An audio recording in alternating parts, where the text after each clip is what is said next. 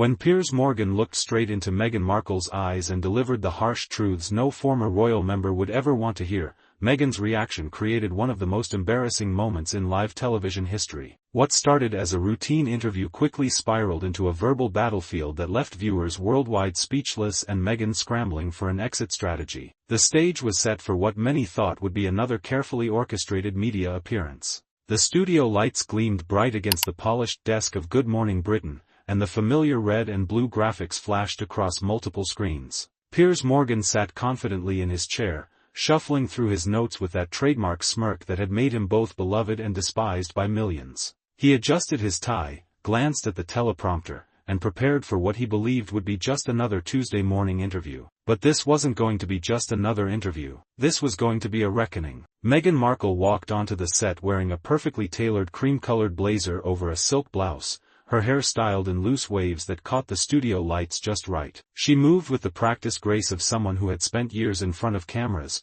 first as an actress, then as a duchess, and now as a global celebrity trying to control her own narrative. Her smile was radiant, her posture confident, and her eyes held that familiar spark that had captivated audiences from the very beginning. She settled into the guest chair across from Piers, crossing her legs elegantly and placing her hands in her lap with practiced precision. The makeup team had done their work flawlessly, every line was perfect, every shadow precisely placed to catch the harsh studio lighting. She looked every inch the polished media professional she had become. "Meghan," Piers began, his voice carrying that distinctive British authority that had made him a household name. "Thank you for joining us this morning. I know you've been quite selective about your appearances lately." Meghan flashed her practiced smile, the one that had graced magazine covers and red carpets around the world. "Thank you for having me, Piers. It's always a pleasure to be here." But there was something in her voice, a slight tension that suggested she knew this wasn't going to be the friendly chat she might have expected. Piers leaned back in his chair, his eyes never leaving hers, studying her with the intensity of a predator sizing up its prey. "Now," he continued, "let's start with the obvious question. You've made quite a lot of accusations over the past few years.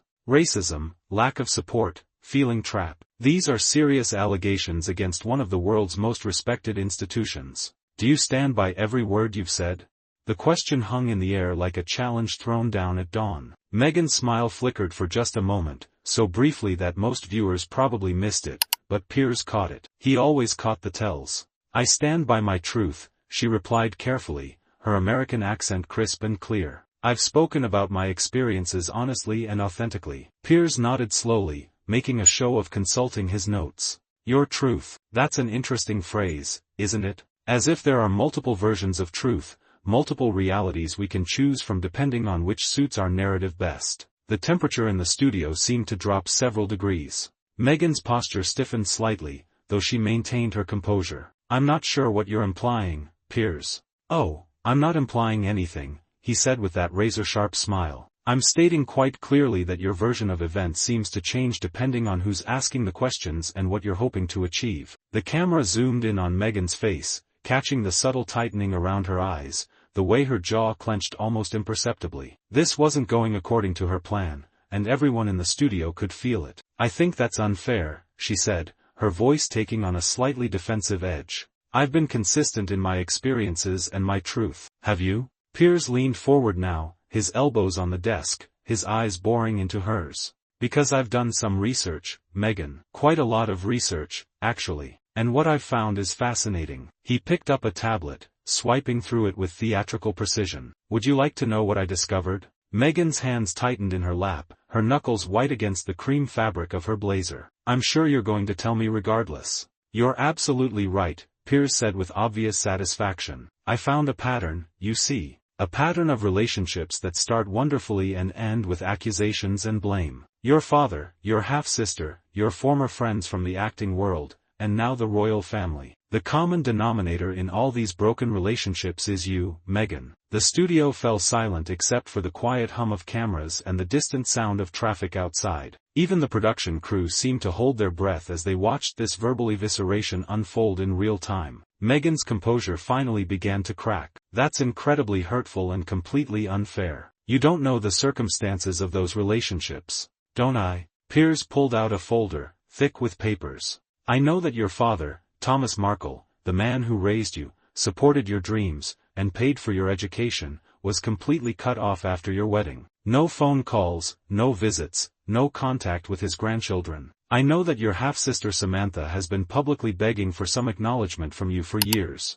I know that friends from your Suits days say you changed completely once you started dating Harry. Each revelation hit like a physical blow. Meghan's breathing became more shallow, her perfect composure cracking like ice under pressure. Those are private family matters, she said, her voice strained. Were they private when you discussed them in a globally broadcast interview with Oprah? Piers shot back immediately. Were they private when you made them part of your Netflix documentary? You can't have it both ways, Meghan. You can't use your family drama for content and sympathy and then claim it's private when people start asking difficult questions. The truth of his words hit the mark. Meghan shifted in her chair, uncrossing and recrossing her legs, a clear sign of discomfort. I shared my story to help others who might be going through similar experiences, she said, but her voice lacked conviction. Piers laughed, but there was no warmth in it. Help others? By teaching them how to cut off their families? By showing them how to make unsubstantiated claims about racism without providing any evidence?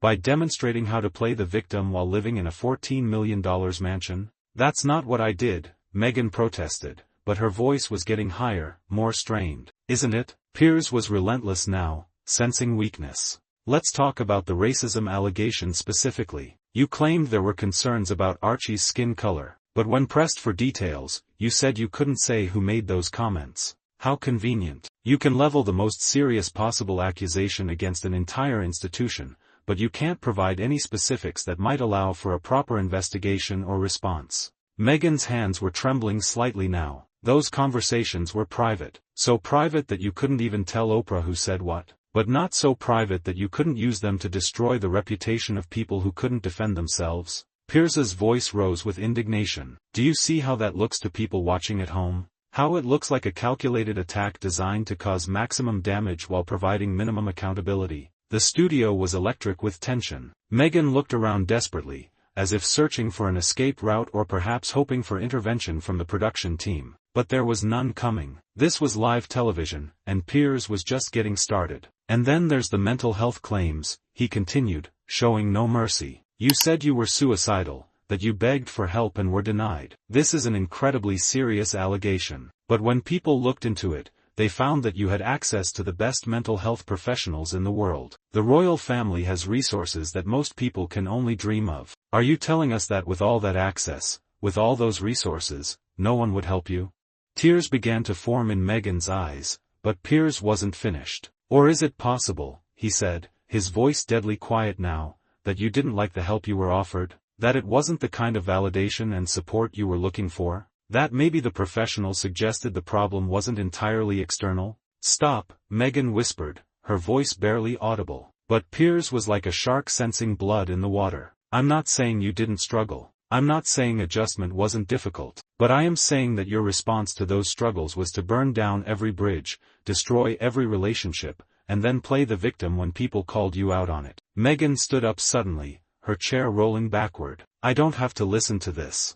No, you don't, Piers agreed, standing as well. You can walk away, just like you walked away from your family, just like you walked away from your royal duties, just like you walked away from everyone who wouldn't give you exactly what you wanted exactly when you wanted it. The cameras followed Meghan as she moved toward the exit, but Piers wasn't done. But here's the thing about running away, Meghan, he called after her. Eventually, you run out of places to go. Eventually, people see the pattern. Eventually, the truth catches up with you. Meghan stopped at the edge of the set, her back to the cameras, her shoulders shaking with emotion. You want to know what I think? Piers continued, his voice carrying across the silent studio. I think you went into that family expecting them to change for you. I think you expected special treatment because you were American, because you were an actress, because you thought your celebrity status made you more important than centuries of tradition. And when you didn't get that special treatment, when you were expected to follow the same rules as everyone else, you decided to destroy them rather than adapt. Meghan spun around, her face streaked with tears and makeup, her perfect composure completely shattered. You don't know anything about what I went through. I know enough, Piers replied calmly. I know that Catherine, the Princess of Wales, went through the same adjustment period. She faced the same scrutiny, the same pressure, the same expectations. But she didn't run away. She didn't make accusations. She didn't destroy relationships. She adapted, she learned, she grew into her role. The difference, Meghan, is character. The word hung in the air like a death sentence. Character. It was the one thing that couldn't be bought, couldn't be faked, couldn't be spun by the best PR teams money could buy. Meghan's face crumpled. For a moment, she looked like a lost child rather than the polished celebrity she had become. The mask was completely gone, and what remained was raw, painful, and utterly exposed. "You're cruel," she managed to say through her tears.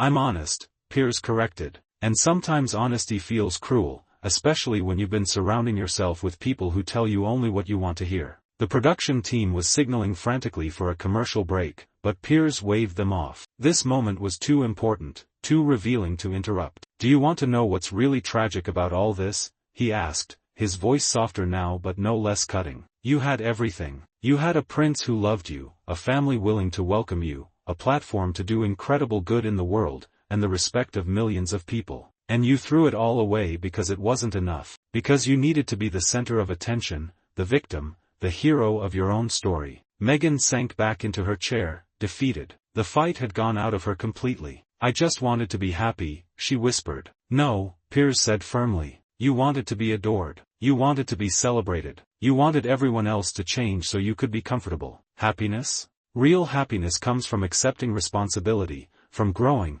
from building relationships that last. You had all the ingredients for happiness, but you chose drama instead. The silence that followed was deafening. Cameras captured every angle of Meghan's breakdown, her tear-streaked face, her shaking hands, her complete and utter defeat. Finally, she looked up at Piers with eyes that seemed years older than they had just an hour before. "What do you want from me?" she asked, her voice broken. Piers sat back down, his expression serious but not unkind. "I want the truth. The real truth, not your truth or my truth, but the actual truth. I want acknowledgement of the damage you've done to innocent people. I want accountability for the lies and half-truths you've spread. And I want you to stop playing the victim and start taking responsibility for your choices." Meghan wiped her eyes with the back of her hand, smearing her carefully applied makeup further. "And if I don't? If I can't do that? Then you'll keep running," Piers said simply. "From one failed relationship to another, from one controversy to the next, always wondering why nothing ever works out, always blaming everyone else for problems you created. Is that the life you want? Is that the legacy you want to leave for your children?" The mention of her children seemed to hit harder than anything else he had said. Meghan's face crumpled again, and fresh tears flowed freely. "I love my children," she managed to say. "I believe you do," Piers replied. "But what are you teaching them? That when things get difficult, you run? That when people don't give you what you want, you attack them? That family can be discarded when it becomes inconvenient? Is that really the lesson you want them to learn?" For several long moments, Meghan sat in silence, staring at her hands folded in her lap. The studio remained completely quiet, everyone waiting to see what would happen next. Finally, she looked up, and when she spoke, her voice was barely above a whisper. "I don't know how to fix it," she admitted. It was the first completely honest thing she had said during the entire interview, and everyone in the room felt the weight of it. Piers leaned forward, his expression gentler than it had been all morning. "You start by telling the truth. The whole truth, not just the parts that make you look good. You start by acknowledging the pain you've caused other people. You start by taking responsibility for your choices instead of blaming everyone else for your problems." Meghan nodded slowly, tears still streaming down her face. "It's too late for some of it, isn't it? Some bridges can't be rebuilt." "Maybe," Piers acknowledged. "But that doesn't mean you shouldn't try. And it doesn't mean you can't do better going forward." The interview ended not with dramatic exits or shouting matches, but with a broken woman finally confronting the reality of her choices. As the cameras stopped rolling and the studio lights dimmed, viewers around the world were left with an image they would never forget: Meghan Markle, stripped of all pretense, finally seeing herself clearly for the first time in years. The aftermath was immediate and devastating. Social media exploded with reactions, news outlets scrambled to analyze every moment, and public opinion shifted dramatically. For the first time since her relationship with Harry began, Meghan found herself facing universal criticism rather than the divided support she had grown accustomed to. But perhaps most importantly, she was forced to confront a truth she had been running from for years: that the common denominator in all her failed relationships wasn't bad luck or cruel circumstances or institutional racism. It was her own choices, her own actions, her own refusal to accept responsibility for the consequences of her behavior. Whether she would learn from this brutal awakening remained to be seen. But one thing was certain: the carefully constructed narrative she had built around herself lay in ruins, destroyed not by external enemies or unfair treatment, but by the simple, devastating power of truth spoken without compromise or apology. In the end, Piers Morgan had done more than just conduct an interview. He had performed a public service, forcing accountability where none had existed before, and showing the world what happens when someone finally refuses to enable destructive behavior disguised as victimhood. The truth, as they say, will set you free. But first, it will destroy everything you thought you knew about yourself. And for Meghan Markle, sitting in that studio chair with her makeup running and her pretenses shattered, that destruction was finally beginning.